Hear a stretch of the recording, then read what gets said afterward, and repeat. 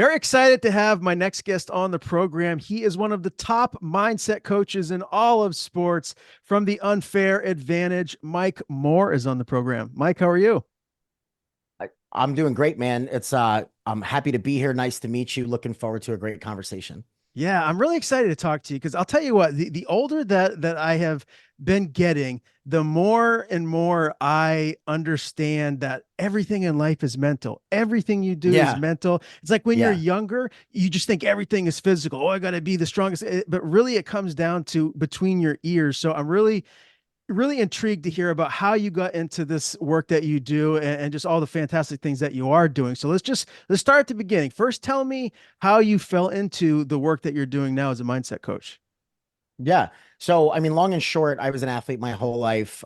Wrestling was my sport of trade. I mean, I played every other sport growing up, but I wrestled all throughout my life through Division I in college. Started coaching wrestling when I got out of college, and really, what drove me to mindset training. I've always been passionate about sports psych, and I was interested in pursuing it as a career in college. It just, back before social media, it just wasn't a thing. You had to be associated with like a program, and that's hard to do, or you have a private practice that's hard to do. So, when I was in Houston working for the FBI, I opened up a wrestling academy on the side. And the first year of my academy, we had a ton of success. I had 13 kids in the state finals, nine should have won, and five kind of shit the bed for no reason. I would have bet money that they would have won, and they didn't. So, as a coach that poured a lot of time and effort into them, I was just really confused. I was like, they got the right advice. Some of them even have really good high school coaches. Um, I gave them extra work. Like they knew exactly what they needed to do, and none of that showed up. So I started looking for resources to kind of fill the gap. I was like, I gave them the right advice. This is their potential. This is what showed up. What I realized was missing was like a systematic process for them to receive the information, to apply the information. Giving advice is like throwing shit on the wall and hoping that it sticks, right? Sometimes it sticks, sometimes it doesn't, sometimes it slides, sometimes it bounces right off. So when I looked for resources. I found this company that was starting out in wrestling. I hired them for my club. Then 2 years later, I end up working for them because I was like, "Hey, I really like your stuff. I really understand it." They're like, "Well, we're new. You want to do some coaching for us?" So I did. I really liked it. I was really good at it. Fast forward 2 years later, I leave the bureau to do that full time. Fast forward 7 years later, I leave their company to start my own because in the midst of working for them, besides the fact that I realized like this was my passion, this is what I'm best at, started helping people win at a very high level. I had 20 people beat number one in the country of the world. I had 11 people win world championships. Well, now 11, but during that time, I was having people win world titles. 19 high schools won state championships, just tons of success at a very high level. So I started kind of developing my own stuff for numerous reasons. But I started developing my own stuff in addition to the curriculum that I was used to using. And then I realized that the stuff that I was developing, that's what was winning. Like the ideas that I was coming up with, that's what was really winning at the highest level at scale. So fast forward, this last June, I left my previous company and I started the Unfair Advantage with the intention of I really market towards high performers. So you either are the 1% or you want to be the 1%. And I'm going to help you get there, or I'm going to help you widen the gap between everybody else. I want to give you an advantage that feels unfair to compete against you, um, especially when you're going in those tough matches. So you don't discriminate against any type of sports. You'll work with any athlete in any sport. Correct. I've helped win a national championship in archery, lacrosse, and wrestling in college. Right. I've never picked up a bow. I've never played lacrosse. Mindset is mindset. I would say ideally, like my ideal client is a combat athlete because I'm a wrestler, right? I got cauliflower ear. I do jujitsu. So that's my ideal client. Realistically, what I found digging into learning how to run a business is more so my ideal client is a high performer in a contact sport. Like that's my ideal person. But I can help anybody. But my ideal people play some sort of contact sport where aggressiveness is a real thing that I can help you teach. But yeah, any sport. Actually, in my next course, one of the ways I scaled my business was instead of doing one-to-one in teams, I do one-to-many courses. And in my next course, I have a runner and I also have a billiards player. I typically wouldn't bring those sort of people in, but the runner told me how she halfway through a marathon, her shoes were so heavy from running that she said, fuck it, took her shoes off and ran the second half of the marathon with no shoes. So I was like, that's pretty legit. I think you'd fit in. And then the billiards player just gave me some just really good examples of like, I think I think you would be a good fit, even though everyone in here fights pretty much. I think you'd be a good fit. But to answer your question, any sport. Okay. Yeah. You mentioned the runner. I immediately, when you said, taking the shoes off and just continuing to run, I thought of David Goggins. So you get someone like that around you. You got the right hardcore people that you're working with. As far as, you as like a business here, are you bringing anyone on else to help with your clients? Is that something that you look Mhm. to do down the line? Yeah, so I've got a pretty solid map out of what I want for the next couple of years. Right now, it's only me and kind of has to be me in the beginning, but I've been waiting for this opportunity for a long time. But I have people that are they're ready to go. They're former clients of mine, either coaches that have worked on teams that I've mentored, or one-on-one clients. And once I've scaled these courses to a certain degree, that's when I'm going to bring in more people because in addition to the sports world, I also mentor people in business, speaking engagements and things like that. So once I start leaning more towards that as my primary day to day, outside of just sports, then I have some pretty like gangster people that I'll be bringing on. But prerequisite is they have to be a client of mine Okay. previously. And that's what I realized in my last business. Those are the best coaches. Gotcha. You mentioned, combat sport athletes. That's kind of like what you tailored towards because of your background. D1 wrestler. Tell me, where did you wrestle at? What weight class did you compete at? Um, my headphones are being really weird. Let me go move my headphones a little bit. Hold Sure, on. Sorry. that's So fine. you were saying D1 wrestler, where did I wrestle? Yeah, where'd you wrestle at, and what was the weight class you competed at? You look to be a pretty rugged guy, so I had to imagine it was a bigger I weight am class. you would think I wrestled 125 pounds. I wrestled the smallest weight class. Yeah. Um What do you weigh now? probably about like 175, 180. Okay, all right. Just by Yeah. the pictures, Yeah. you look pretty big. I thought maybe you were closer to two. I am very muscular. I'm very muscular. I am not very tall, so I'm only about 5'5". So I'm not very tall. But it's funny, people meet me and they're like, wow, you are way more muscular and way shorter in person than I thought you would be. And I was like, cool, because I want to project myself like I'm 6'4". I'm just actually only 5'5". Uh, but yeah, I wrestled at the University of Maryland. So during the time that I was there, we were ranked as high as like 14th in the country. So it was a pretty good program. When I walked in, the program was not at that level. We got a new coach, totally changed the direction of the program, which was awesome. I got to learn a lot about building culture and stuff through that experience. Learned a lot about like getting to the next level of wrestling. I was injured a lot in college. I never had an injury really in high school. I was injured a lot in college, but wrestled for about 3.5 years. The main reason I went to Maryland is they produce more FBI agents than any other place in the country. So my curriculum, my work experience, my internships, like my ability to get a job, that was highest going to be found at Maryland. So I wanted a place that was going to further my career because I wasn't going to wrestle forever and was going to be competitive in Division One wrestling. So I found that there. Very grateful for it. But yeah, the main reason that I decided to go to that school was the FBI, and that makes sense because at 22 years old, I was the youngest person in the Washington, D.C. field office. Oh, wow. Can you talk a little bit about what you did in the FBI? Is that something that you can divulge at all? Yeah, yeah, I just can't give case numbers and names, but I can tell you what I did. So the first couple of years I did national security surveillance. So I went to ghosting school. I learned how to disappear in plain sight and follow bad guys around. So that was fun. During that time, I also became a certified hostage negotiator. So that helps me a lot in my job. If you know who Chris Voss is, you ever follow him online? I've heard of him. Highly recommend. So he's like the OG of negotiation. He now is like he mentors like executives and CEOs and businesses on the art of negotiation. I forget, I think his group's called like the Black Swan Group, but the FBI negotiator is his Instagram, like very smart guy.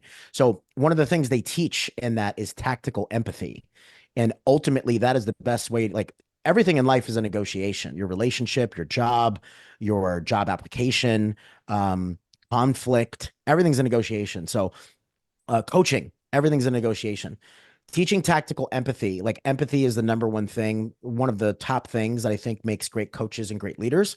So when you can learn empathy on a tactical level, I think my ability to communicate with people, which was already really good, I think was brought to a whole nother stage. So learning how to quickly dig into somebody that was going through something traumatic, like we're negotiating a hostage, right? Being able to communicate to that degree allows me to help people move through difficulties at a high level of sports.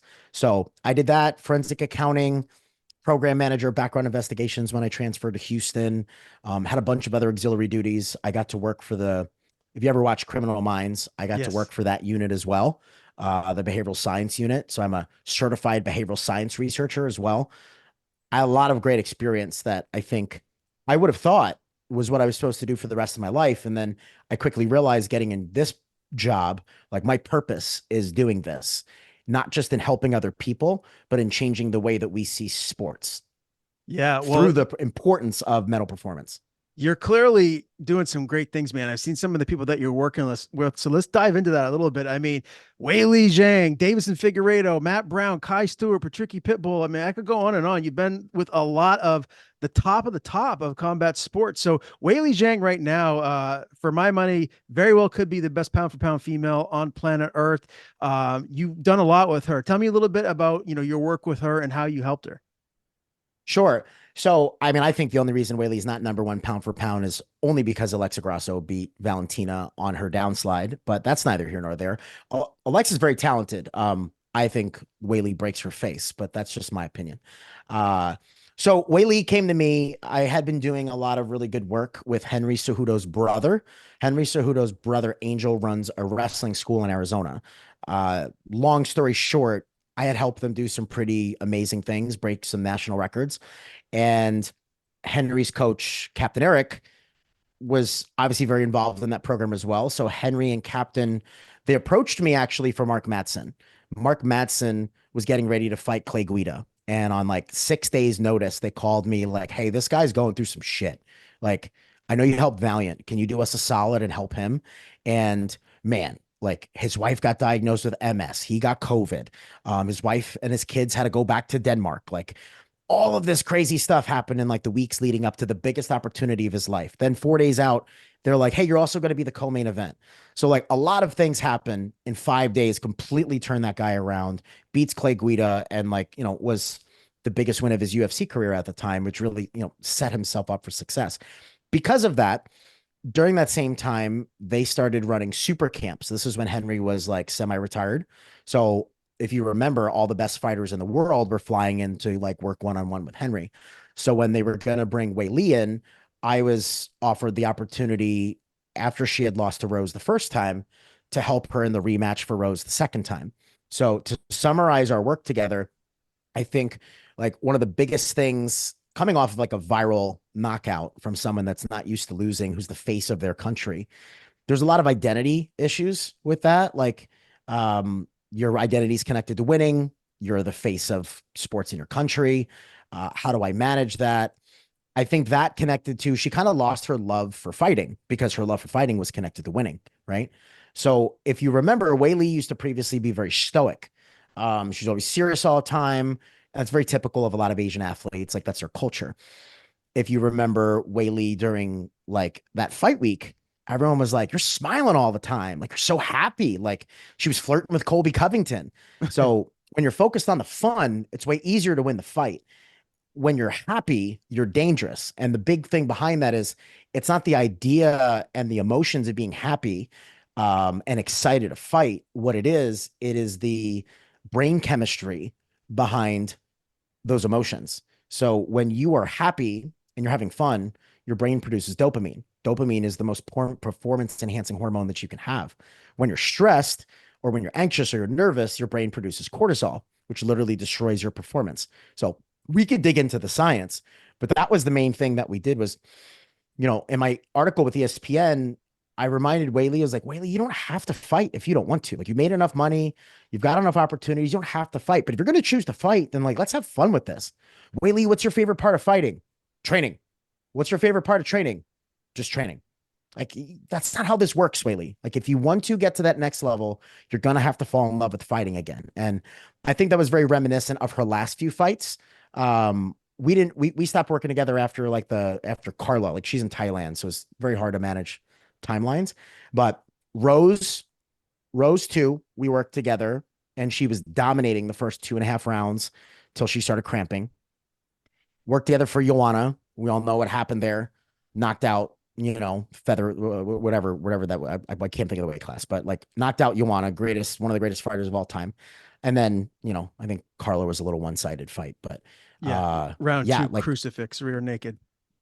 yeah. So ultimately, at that level, like, Weili's the best in the world at what she does, but she's not going to be able to show it unless like she competes from her heart, competes with purpose, and is having fun doing it. So a happy fighter is a dangerous fighter. That was like the biggest thing from Weili, and that's you heard it in all her interviews. She talked about how like mindset was the biggest shift she's made in her career. So I was super happy. Like, Weili is one of the nicest, sweetest humans. She's just a fucking savage when she gets in there. So I was very thankful for the opportunity to work with someone like Weili.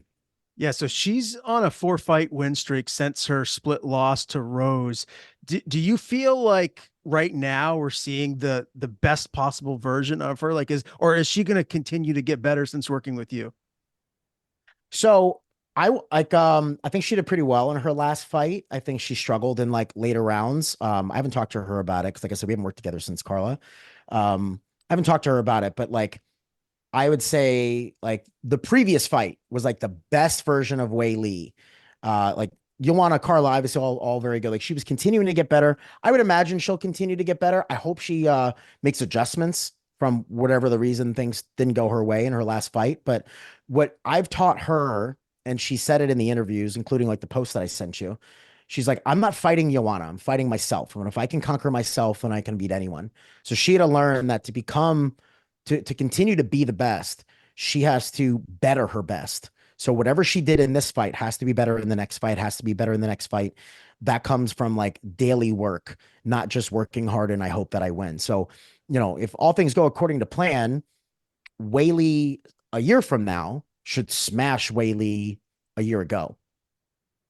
Could you tell a big difference, like after the second Rose fight, before the Joanna fight? Like, could you just, from your perspective as her, mindset coach, you could see like, oh man, she's really dialed in right now. This is going to Yeah. be a good performance. Yeah. So Whaley and I worked together, I don't know, maybe like 6 to 8 weeks leading up to the Rose fight. So the first stage of mindset training is really like, even if I deliver you all the information that I need from you, the first stage is kind of understanding. The next stage is like learning how to apply it. And the third stage is learning how to weaponize it. I think Whaley got from the understanding to like application, but into the Joanna fight, really learned how to weaponize it. It was so clear in all her interviews. It was so clear in the way that she fought. Like, first round with Joanna was hard, right? Like, none of us knew really where it was going to go. And then something changed. And again, when part of the unfair advantage is when things are difficult, I want you to perform in a way that they can't. I want you to focus in a way that they can't. I want you to be excited in a way that they can't be. So when waters get deep, your opponent should be treading water and you're swimming, right? So I saw like that next level difference in that Joanna fight, um, for sure. And I think that's why we saw the result that we did against such a good opponent. Is she open to working with you again if she was closer? Like, if she was here in the States, like, do you think there's a chance that you guys would work together again in the future? Yeah, I mean, the original thought was, she was going to move to Phoenix. Like, that was the thought, was she was going to move to Phoenix and this would be like an ongoing thing. And then she ended up changing gyms and going to Thailand. And, so I don't know what the future would hold with that. Obviously, we have a pretty strong resume of success. Just, the her schedule is really, really hard to manage. Like, during the Joanna fight, no shit, our sessions, the only time we can fit like her sessions in was when she was getting a massage. So she's literally got some lady massaging her like this as we're talking. So that's kind of the hard thing. And I find that also when I work with NCAA championship teams, like, dude, it's hard to schedule. Like they do so much. And that's really what it comes down to is that, I think I hope the opportunity presents itself. I still work with her agent. Her agent has referred me clients since. So I've worked with like a Chinese figure skater and a few other people over the years. So the buy-in's there. It's just a matter of the logistics. Yeah, definitely. Well, that's very cool.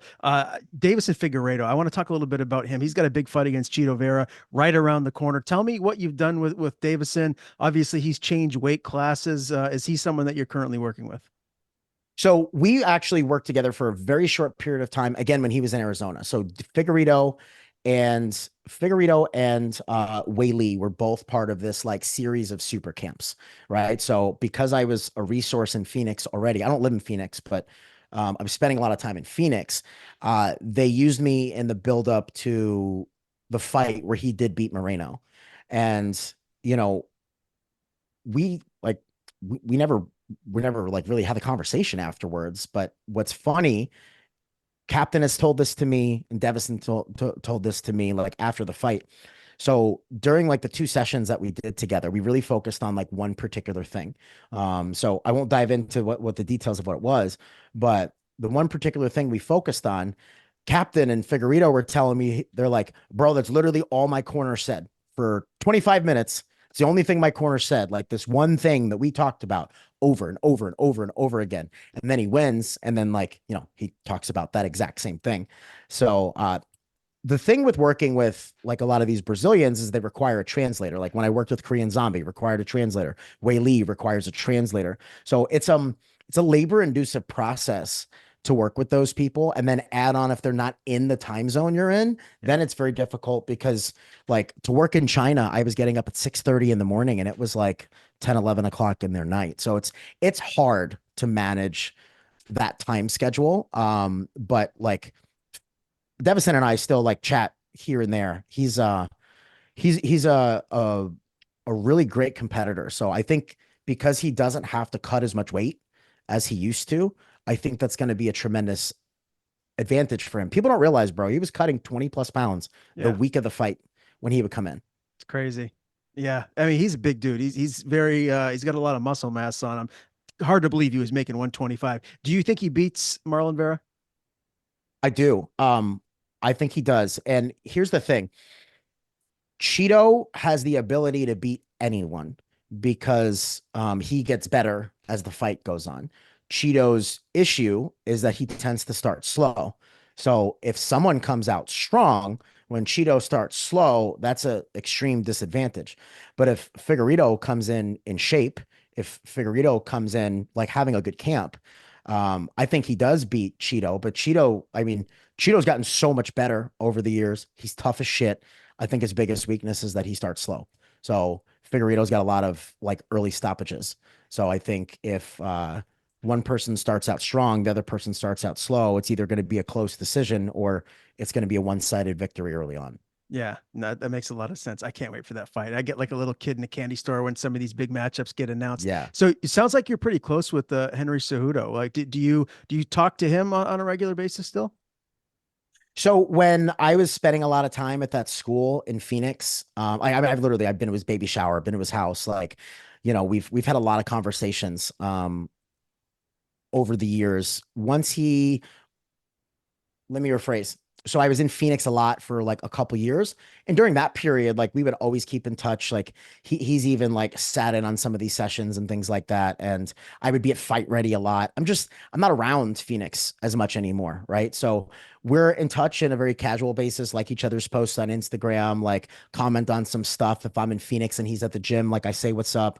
We have a lot of common friends. Like I talk to Captain Eric quite a bit. So like we're still in contact. I don't spend as much time in Phoenix. I was in Phoenix so much over COVID and like the year or two after COVID that like in proximity, like there's literally pictures of Henry, myself, and Wei Li at Henry's baby shower, right? Wow. Like that was the timeline. In that timeline, right? Like I'm in Phoenix a lot, spending a lot of time at the time trying to move there. That's when John Jones came, Yuri came, Mackenzie Dern came, uh, was it Marvin Vittori or was it somebody else? Like somebody else came. Weili was there. Figueredo was there. Everyone was coming through. So that's when we were spending a lot of time together. Gotcha. Okay. As far as working with Kai Stewart goes, he's Hmm. someone that I feel like I've seen a lot of posts of you and him, and you're in his corner a lot. I mean, what's your take on bare knuckle and how it compares to like MMA, for example? Because a lot of people Yeah. feel like it's a little bit more barbaric. So, how do you work with someone that's a bare knuckle fighter to keep their mindset straight and where it needs to Yeah. be? Yeah. So Kai is a current client. And Kai actually came to me through two ways. Kai took my course. Kai and I weren't working one on one. He was one of a group in my course. He was just very committed to it. So Kai actually, one of the top five wrestling teams that I work with in college in Montana, um, Kai was a member of that team many years ago when I did my first session with them. Kai was there for one session. And ever since, we always kind of kept in touch. So after he won his second world title, Kai had reached out to me. He's like, I know I'm gonna have a big fight coming up. Like, I'd like to figure out a way to work with you. So he joins my course, and that's how we got started. Kai was so bought in to everything that I had to say. Like, if you listen to his interviews, you're hearing verbatim stuff that we talked about, like in our sessions. And I'll release some posts here in the coming weeks where you'll see that too. Anyways, how I feel about bare knuckle. Like I said, my ideal clients are combat athletes. Secondarily, is contact sports. What's the most contact sport you could possibly have? It's bare knuckle boxing. So, where Kai has an advantage, like think of the typical person that's bare knuckle boxing. They're not a former college wrestler, high school state champion, who's actually like kind of pretty smart. Who lives all parts of his life the right way. I'm not saying Kai was always like that, but definitely at this stage of his career, he is. So Kai is a very unique person. He's not a boxer, he's a wrestler. He is just now like really learning how to box. So when I first saw bare knuckle, I thought it was kind of barbaric, but like, I mean, thought it was a cool idea. Then, like, as the skill started to increase, like, I got impressed. And then getting knee deep into it with Kai, I think it's pretty cool. And, I think it's a great opportunity for those people that are either done with MMA or like aren't going to pursue MMA, but want to do something like that that gets paid and gets you in front of fans. So I enjoyed like prepping him for that. It's definitely a little bit unique, right? Like the kind of damage that you take off a single hit is something you have to understand and coach someone through because you can get cracked in the face in MMA and you're okay. Like, unless they hit you on the button, you're okay. Every time you get punched in the face and bare knuckle, it hurts and it can do a lot of damage. So I think that strategically it like presents an interesting challenge, but Kai's done a good job, and this shows the maturity of where he's at in his career, of surrounding himself with people that are very, very good at what they do. Like specialists in boxing, his strength and conditioning, Dylan Lemery, DL training systems. Like he is a genius and an expert in what he does. Kai will never get tired. You heard him in the fight. Like, man, this guy could have gone 5 more rounds. He broke that dude because of myself and Dylan, right? Because my whole objective was for him. We're not trying to win a fight. We're trying to make that good dude quit in his hometown. Like we want him to visibly quit in front of 11,000 of his hometown Cuban fans, right? And he talked about that and he did that. I can't do that to the best of my ability unless he has cardio for days. But here's the thing that like separates someone like Dylan.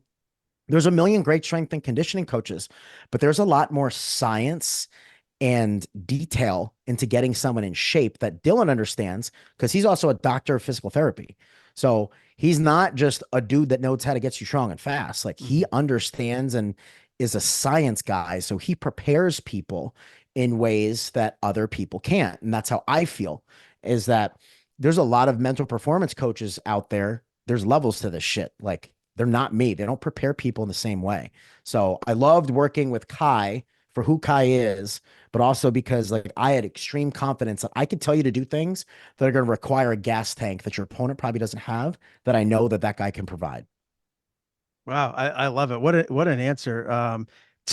As far as like working with other clients that are active right now on your roster, can you give me a couple of names of people that have upcoming fights that you're currently working with? Yeah, so probably some of the most exciting. Kendall Rosing will compete in ADCC. She's one of the favorites to win her division. I worked with her prepping for ADCC this last in 2022. Coming off an injury, she unfortunately got injured in the semifinals, but she beat the champion already. So like that was her weight class to win. Excited about that. Linton Vassell. So we started working together when he was 0-2 in Bellator. He loses our first fight together against Moldavsky round one, and then we win five straight to get offered the title against Bader. He gets COVID the week of the fight, has to pull out. Bellator shuts down. So now we're in the PFL tournament. And he just beat Moldavsky for their third fight. So Linton's transformation was pretty transformative. Like for those of you that don't know, he's a 40-year-old heavyweight that Bellator was trying to cut 4 years ago. And they threw all these good guys in front of him, to include the number one contender when Linton wasn't even in the top eight, and Linton TKO'd him. And then, anyways, he's got a fight coming up in the PFL tournament. So I'm excited about that. Some big names outside of combat sports, right? Like I work with two lacrosse teams that have won three NCAA championships in the last 5 years. So Wow. 3 years in a row, one of those teams won a title. So that's pretty fun. Trying to think of some other upcoming competitions that we've got. A bunch of people in my course are competing in worlds. Handful of them are ranked like top 5 in the world in their weight class. So looking forward to that. The funny thing is, man, people ask me this, like, I literally have to go to like my list of people or pictures because I've worked with so many people over the years that I get like lost in the sauce of like I just got so used to this, right? Like back in the day, someone in the UFC would call me and I'd be like, oh God, it's a UFC fight. Now, I said no to somebody that's ranked 13 in the UFC recently, right? It's just like a different level of perspective. But I work with three wrestlers at a top 10 Division I university that I'm pretty excited about. Two of them were previously ranked number one in the country in high school, and they're ranked. Two of them are ranked top 15 coming into this year. So I'm very excited for both of them to do some damage. Got a couple of other top 5 teams in different sports that are contending for trophies. So, my year is pretty spread out with like all the different types of people that I get to work with. Like literally, like I'm having to go look in my Calendly, be like, who else am I excited about that I've got a call coming up with this week? So I'm trying to think of anybody else that I can mention with fights coming up. Oh, it's a good problem that Uh, you have all these clients. yeah, well, like here's the thing is that like in my course, I've had very high profile people just take my course, and that's 25 to 30 people every 12 weeks. Right. So I'm just so desensitized to like the big names outside of like the big fights. So like I would say like the biggest stuff I got coming up, ADCC with Kendall.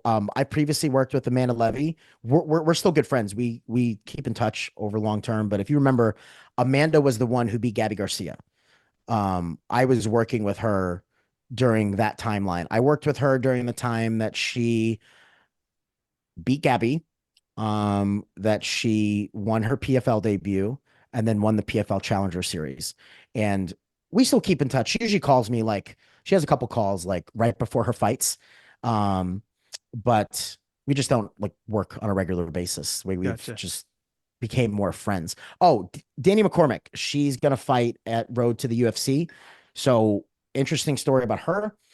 Danny, Danny and I haven't lost together yet. I think we're like 4 or 5 fights in, and she won the Invicta World title, and she was I think her opponent was like minus 600.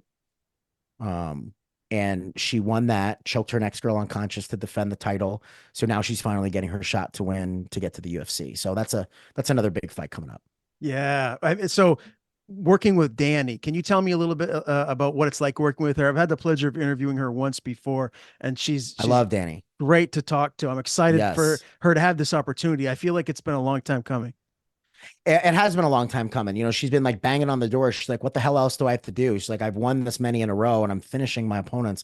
What else do I need to do? So for whatever reason, it's took this long, but she's very ready. Working with Danny, Danny had some challenges in the beginning. She was coming off with 2 losses in Bellator when we started. And then I don't think that we've lost since we started working together a couple years ago. And prepping for this fight, like we're just getting into the point where like we're going to talk more about her opponent, but it's really for her and anybody else. It's coming up with being able to compete as the best version of ourselves. Our opponents are not really relevant besides like the tactical things that we need to do. Like it doesn't matter whether you're fighting the number one girl in the world or the number 50 girl in the world. They both want to beat you. So the best version of me beats almost anyone. So how do I bring out the best version of myself?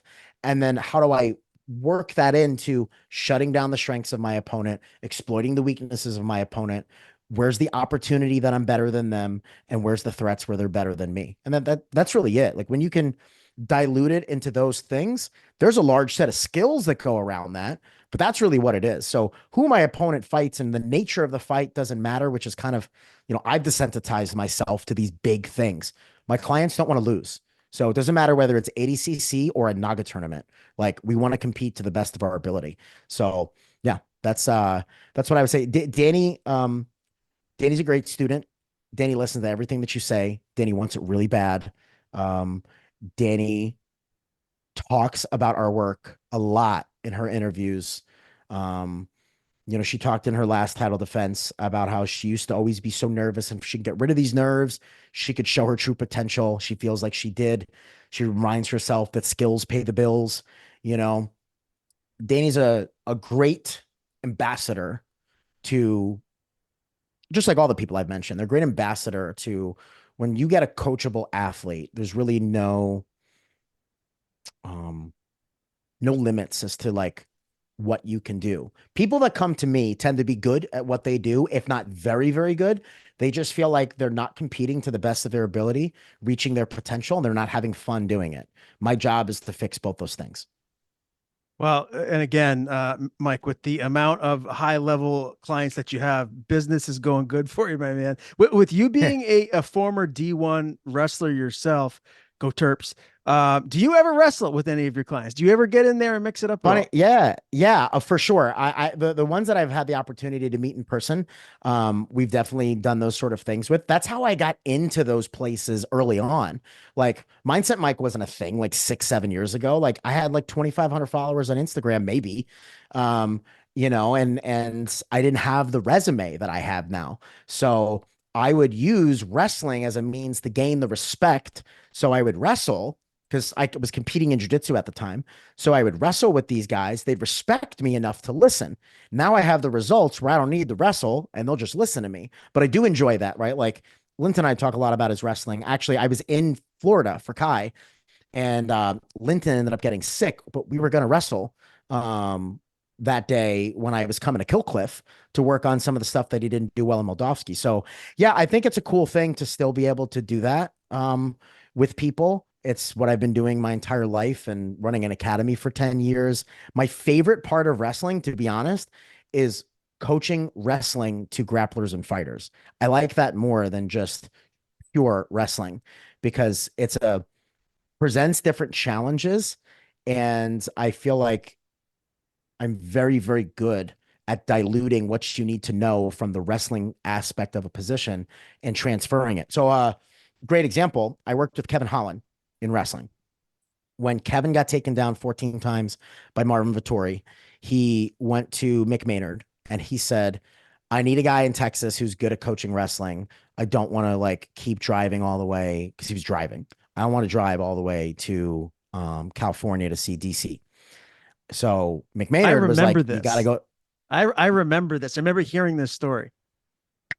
So yeah, there was a particular interview where he talked about me, Johnny Hendricks, and Daniel Cormier, and so Mick, who lives in Houston, where I was, Mick's like, you got to go to this guy, Mike. So Kevin would drive like at 4 in the morning. He would come drive to me, wrestle for a couple hours, and then drive back because he's crazy.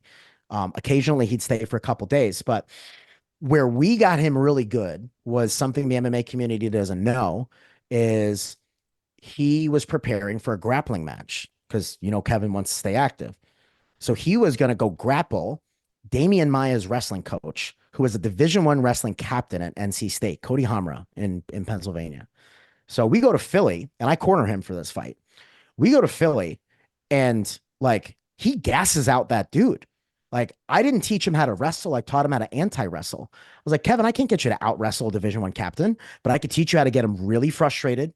It's going to make him really tired. He's going to make mistakes, and you're a black belt. And when he makes mistakes, you can capitalize. So the majority of the fight, Kevin won. Kevin even took him down.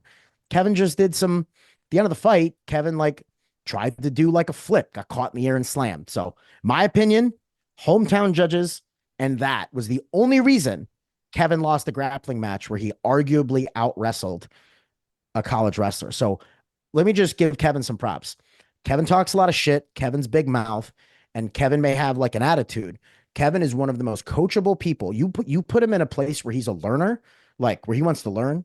He's one of the most coachable people I've ever met. He listens. Yes, sir. You got it. And he also will tell you, Mike, I get it. I'm never going to do that shit. Can we try a different way? Like, I enjoyed working with Kevin.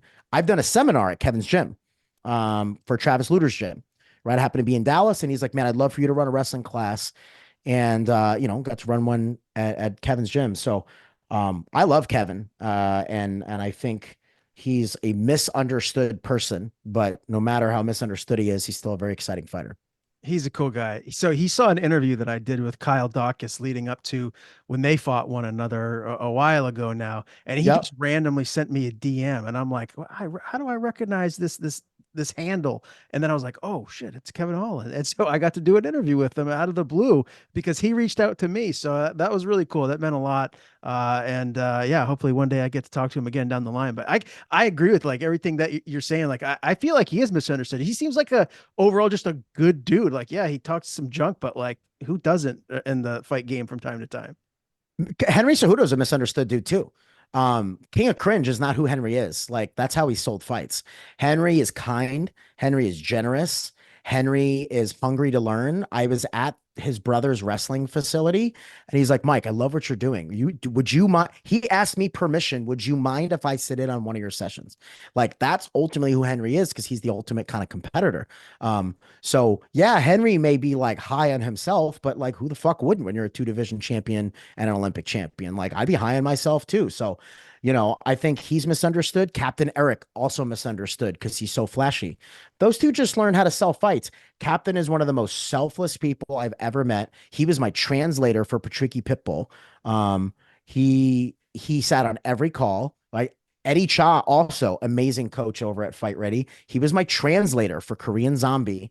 Like, he's not misunderstood. I don't think he puts out anything that is not who he is. But like, Captain may dress really flashy, but Captain and I would talk for hours and like pick each other's brains. He wants to learn whatever it takes for his athletes. Like, he'll fly in training partners, but everyone just sees him as this like shit talking dude with flashy clothes and glasses. Like, Captain's a really good, all those people, very misunderstood, all top tier dudes. I want to ask you something selfishly about basketball because that was my Do it. first love as a kid. I played, a little in college, nothing like, D1. I We're didn't play at at Maryland or anything like that. But where um, right here in Maine, it was a D3 school that you've probably never heard of.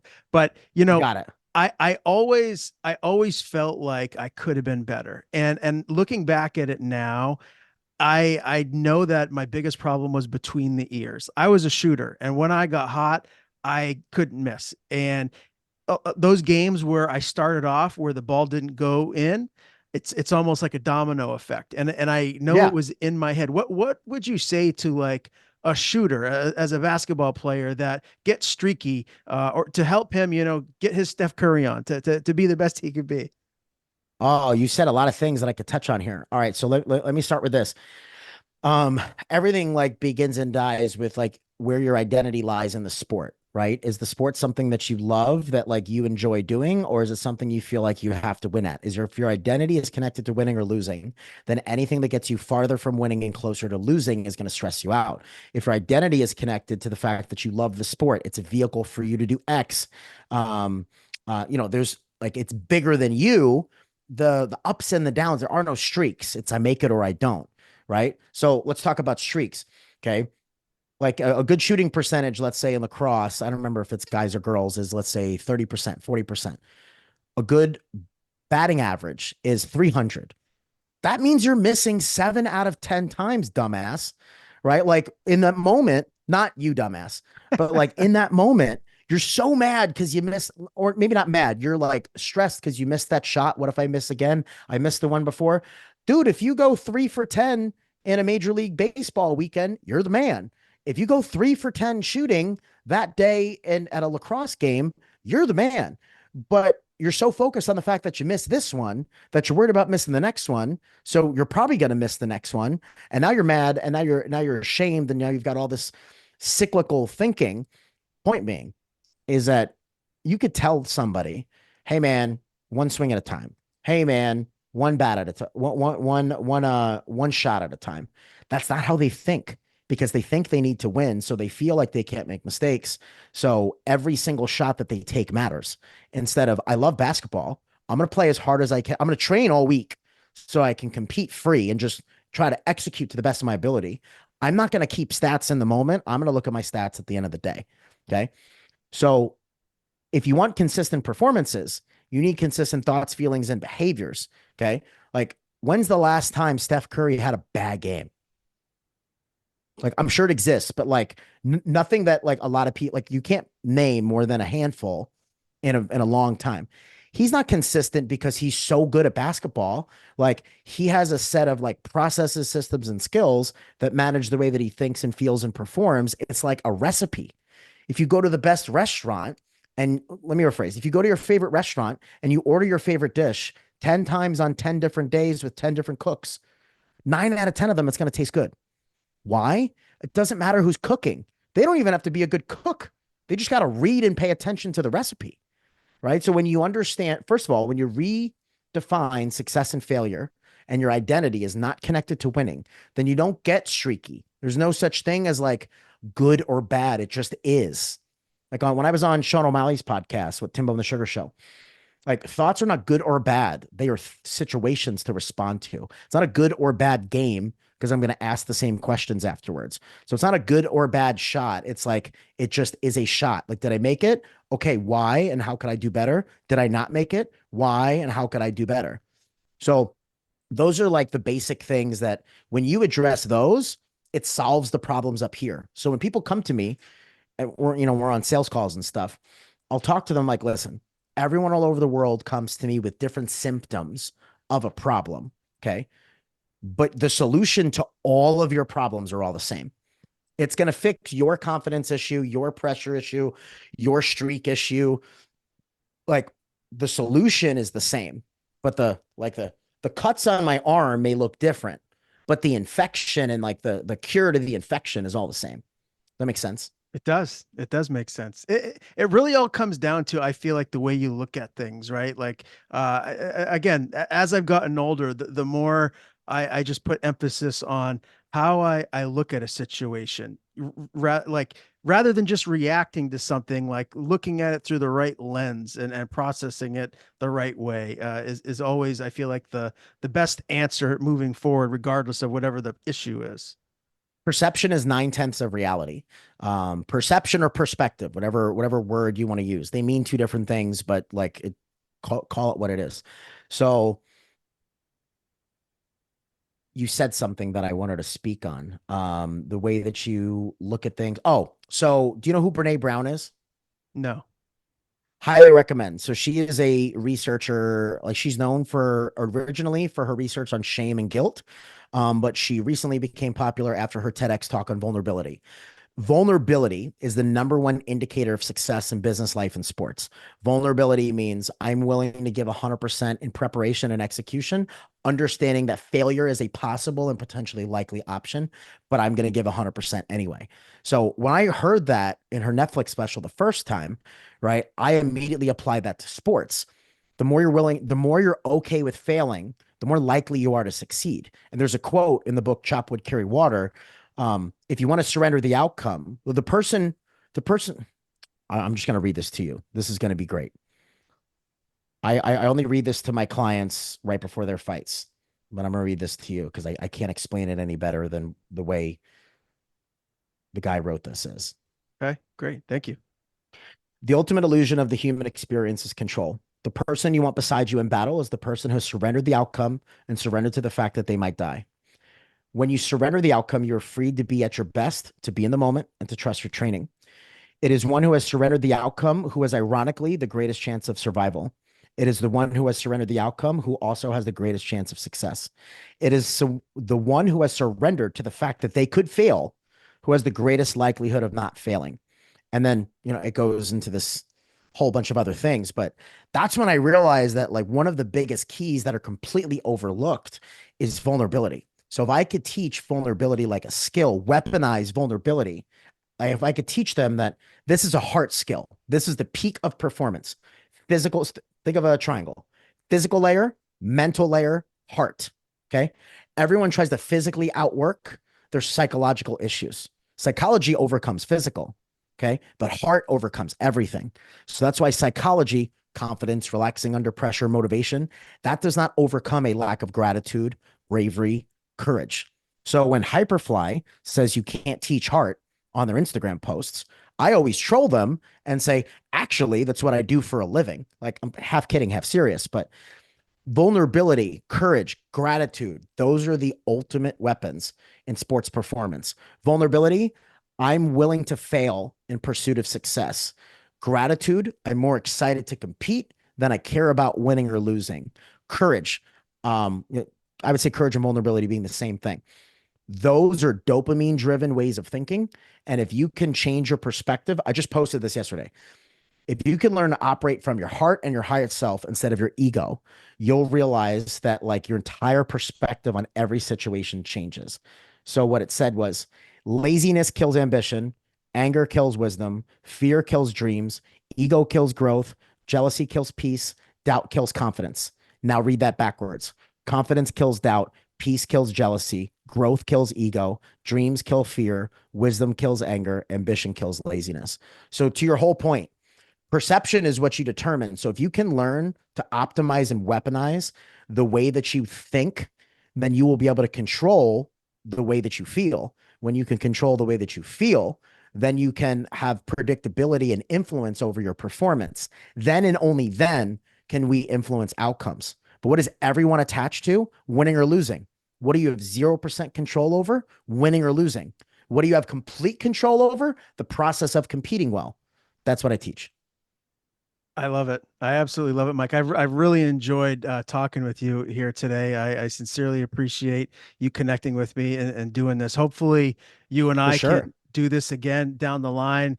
Maybe we can schedule it during a time where you've got a couple of big athletes that have competitions around the corner, and we can dive into those specific um, Yeah.